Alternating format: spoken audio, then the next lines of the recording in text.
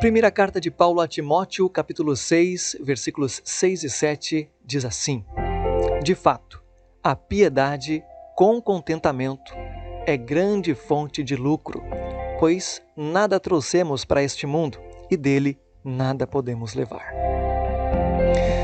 O celular toca, no exato momento em que ele precisava finalizar e entregar um relatório importante. Não poderia haver pior hora, ele pensa. Mas era um amigo que lhe telefonava para perguntar como andavam as coisas. Estou correndo contra o tempo, responde. Tenho que entregar alguns relatórios aqui no trabalho ainda hoje. Já era depois do expediente e ele seguia trabalhando. Precisava se concentrar, mas ao longo de todo aquele dia, o seu celular constantemente tocava ou vibrava, lhe distraindo a atenção. Sabe, ouvinte, essa realidade aqui talvez também já tenha acontecido algumas vezes comigo e com você, né? Quem sabe você até já tenha feito a seguinte pergunta para si mesmo: como vivi sem celular durante boa parte da minha vida e fui feliz? Tempos atrás, pela falta do telefone celular, talvez ninguém tenha morrido pela falta dele aí em suas mãos. Você vivia bem, entregava também os seus relatórios, vivia de forma mais tranquila, não tão preocupada como hoje. Nada do que precisava ser feito deixou de ser feito. Porque então agora o celular é uma ferramenta indispensável. Acaso aqueles que inventaram esta ferramenta, aqueles que a desenvolveram, eles pensaram que o nosso futuro ele seria assim? Onde todos agora estariam cada vez mais ocupados, ao invés de terem mais tempo por meio da tecnologia para passarem com seus queridos? Veja, nós não queremos aqui diminuir, esta invenção da tecnologia, do smartphone, do celular. Porém, tem muita coisa que foi inventada para facilitar a vida e que não necessariamente está facilitando hoje em dia, não é? E não por ela em si, mas pelo uso que a gente faz dela. Qual é o limite entre a nossa necessidade e o consumo? Henry David Thoreau, filósofo e poeta americano, lá do século XIX, disse que a riqueza de uma pessoa é diretamente proporcional ao número de coisas sem as quais ele poderia viver. Vou repetir.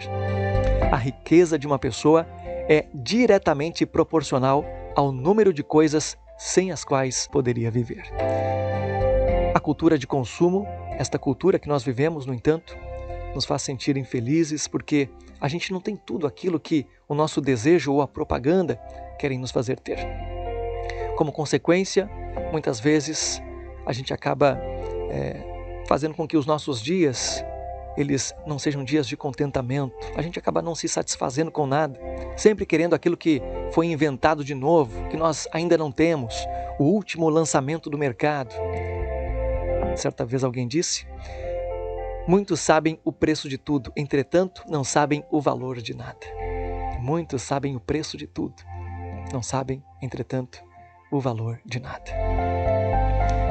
Será que você se encaixa hoje nessa realidade? O negócio da propaganda é oferecer. O nosso é comprar ou não.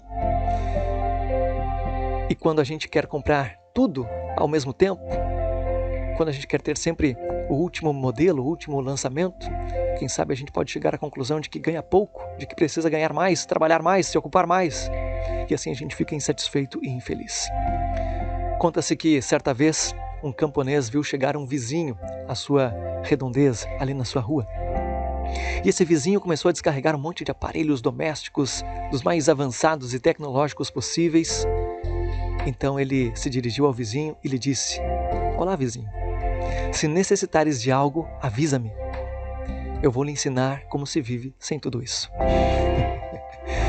Na sua simplicidade, o camponês não precisava muito para viver e ser feliz. O versículo de hoje fala de contentamento.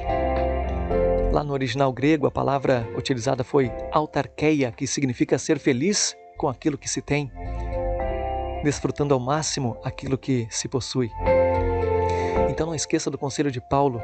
Não é um conselho que faz apologia à mediocridade, porque afinal de contas Deus colocou no ser humano essa capacidade de almejar, de sonhar, de olhar além.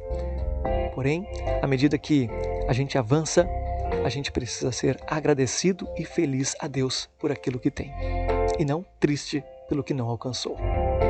Então, repito aqui o versículo para você. De fato, a piedade com contentamento é grande fonte de lucro, pois nada trouxemos para este mundo e dele nada podemos levar. Que hoje Deus nos abençoe. Para mim, Esael Fernando, foi um prazer, uma alegria, um grande privilégio ter acompanhado você ao longo desta manhã. A gente se reencontra amanhã, a partir das 8. Não esqueça, tem entrevista com Jefferson Pilar ao vivo aqui na Rádio Novo Tempo. Então não perca, acompanhe. Um grande abraço, fique na paz e até lá, se Deus assim permitir. Um abraço.